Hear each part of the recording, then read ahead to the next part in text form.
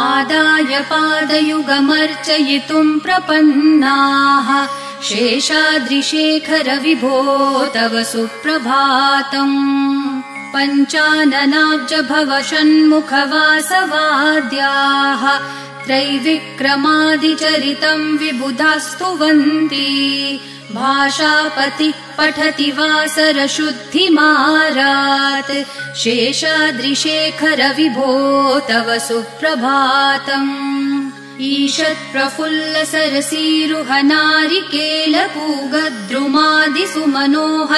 ईषत्प्रफुल्लसरसीरुहनारिकेलपूगद्रुमादिसुमनोहरपालिकानाम् आवाति मन्दमनिलः सह दिव्यगन्धैः शेषाद्रिशेखर विभो तव सुप्रभातम् उन्मील्य नेत्रयुगमुत्तम पञ्चरस्था पात्रावशिष्टकदलीफलपायसानि भूत्वा सलीलमथ केलिशुकाः पठन्ति शेषाद्रिशेखर विभो तव सुप्रभातम् तन्त्री प्रकर्ष मधुरस्वनया विपञ्च्या गायत्यनन्तचरितम् तव नारदोऽपि भाषा समग्रमसकृत्करचाररम्यम् शेषाद्रिशेखर विभो तव सुप्रभातम् भृङ्गावली च मकरन्दरसानुविद्धजनकारगीतनिनदैः सह सेवनाय निर्यात्युपान्तसरसी कमलोदरेभ्यः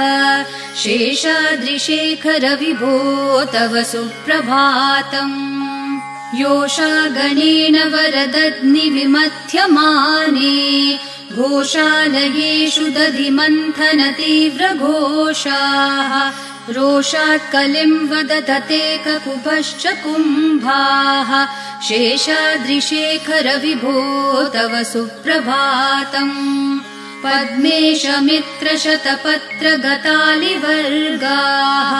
हर्तुम् श्रियम् कुवलयस्य निजाङ्गलक्ष्म्या भेरीनिनादमिव बिभ्रति तीव्रनादम् शेषाद्रिशेखर विभो तव सुप्रभातम् श्रीमन्नभीष्टवरदाखिललोकबन्धो श्रीनिवास जगदैकदयैकसिन्धो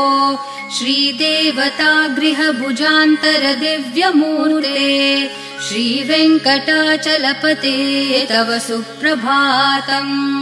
श्रीमन्नभीष्टवरदाखिललोकबन्धो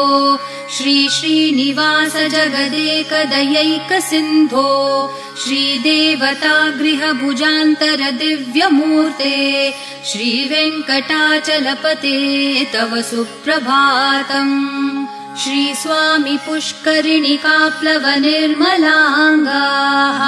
श्रेयोर्थिनो हरविरिञ्च सनन्दनाद्याः द्वारे वसन्ति वरवेत्रहतोत्तमाङ्गाः श्रीवेङ्कटाचलपते तव सुप्रभातम् श्रीशेषशैलगरुडाचल वेङ्कटाद्रिनारायणाद्रिवृषभाद्रिवृषाद्रिमुख्याम् आख्याम् त्वदीयवसतेरनिशम् वदन्ति श्रीवेङ्कटाचलपते तव सुप्रभातम् सेवापरः शिव सुरेश कृशानुधर्म रक्षोऽम्बुनाथ पवमानधन